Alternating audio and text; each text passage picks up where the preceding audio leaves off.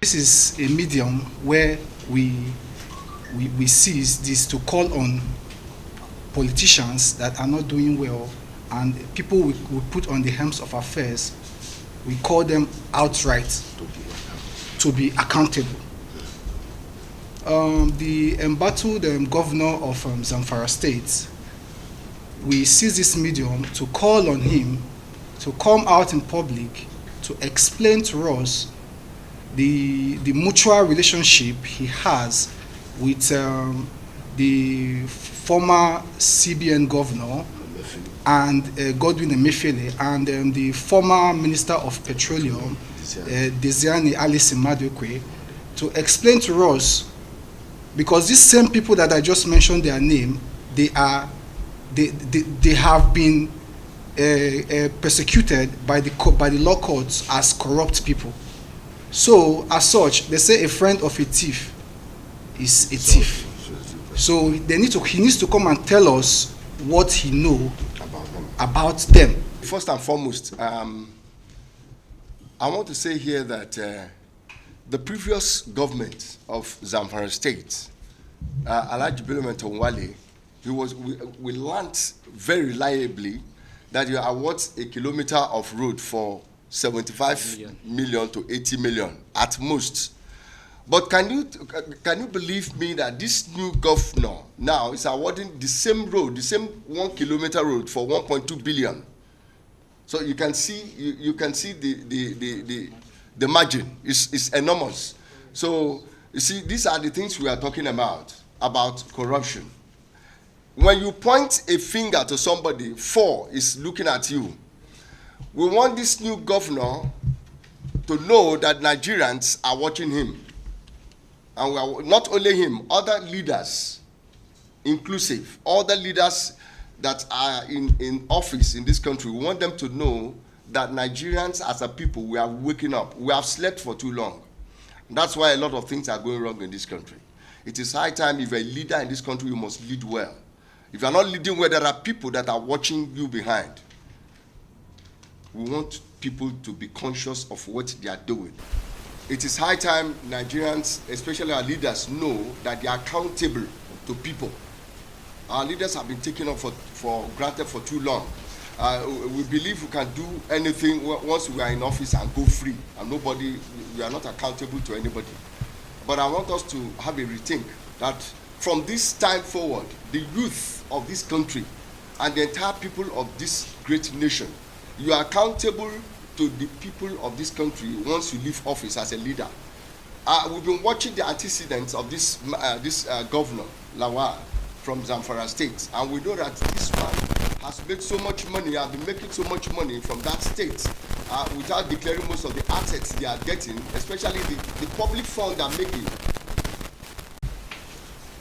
A call on the need for Governor Dauda Lawal of Zamfara State to identify himself to Nigerian people because the citizens are confused by his multiple identity. We of the above named organization have found it crucially necessary to raise the alarm on the growing need to avail the governor of Zamfara State, Dauda Lawal, whose document bears several pseudo names, leaving the people in confusion, in dilemma, in want and what to call him their governor, and how best to address him. The second leg of our curiosity is the need to know the level of involvement of the governor of Zamfara State in the haste that rocked the Central Bank of Nigeria, CBN, and its foundation under Godwin Emefiele, having been in fraternity with the embattled former CBN governor and the former Minister of Petroleum Resources, Desiani Alice Madwekwe, who is enrolled in multiple corruption cases in the United Kingdom. For a fact, we know Dauda Lawal was a bank chef who served the First Bank of Nigeria and has been figured in several shading deeds in relation to the case of corruption cases against the former petroleum minister, which is why we now call on him to immediately resign from his office or waive his constitutional immunity to allow for the continuation of investigation in his money laundering case that is pending before the Economic and Financial Crime Commission, EFCC, in order to enable him answer justice and doubtfully come out clear. We also invite all law enforcement agencies in Nigeria to put Governor Dauda under watch and subject him to give an account of his stewardship in office for the inflated contract he awarded to road contractors companies before he find his route to the United States of America after stepping down from power. According to available records, Lawal claimed to be born in 1965 and 1969 under different names. He swore to two different affidavits at the Supreme Court of Nigeria, where he claimed to be Dauda Muhammad Lawal. In another brief, the same person on other document is Dauda Lawal. The same Lawal registered as Dauda.